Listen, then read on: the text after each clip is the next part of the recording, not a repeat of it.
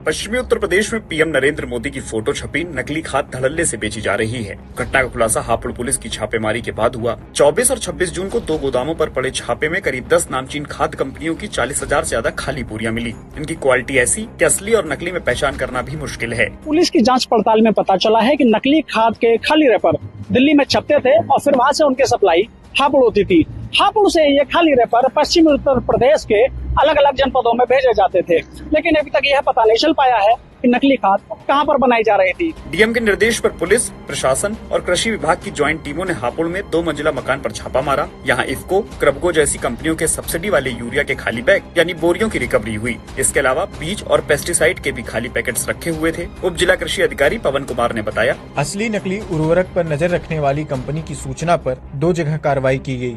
यहाँ से हजारों खाली बैग मिले हैं। अब तलाश उनकी है जो नकली खाद बना रहे हैं। जिन गोदाम से बोरियां मिली हैं, उनका मालिक पीयूष बंसल फिलहाल फरार है, लेकिन दोनों गोदामों की देखरेख करने वाला हनी गुप्ता पुलिस के हत्थे चढ़ गया। अब उसका खुलासा सुनिए। यहाँ पर जो हमें होटल मिलता था सर, वो हम माल बस में डालते थे।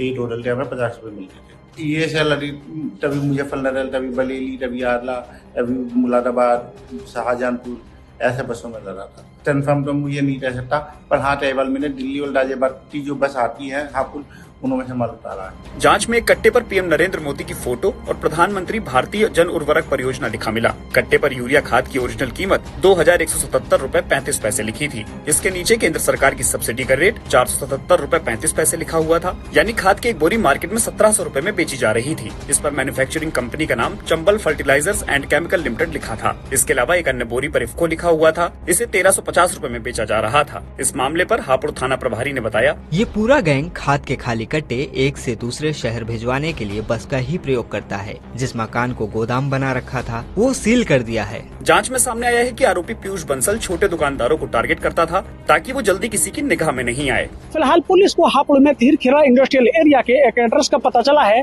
इसकी तफ्तीश की जा रही है कि क्या वह सच में ही वहाँ पर खाद बनाई जा रही थी क्या।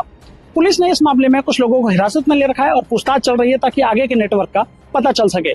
सचिन गुप्ता, दैनिक भास्कर, हापुड़।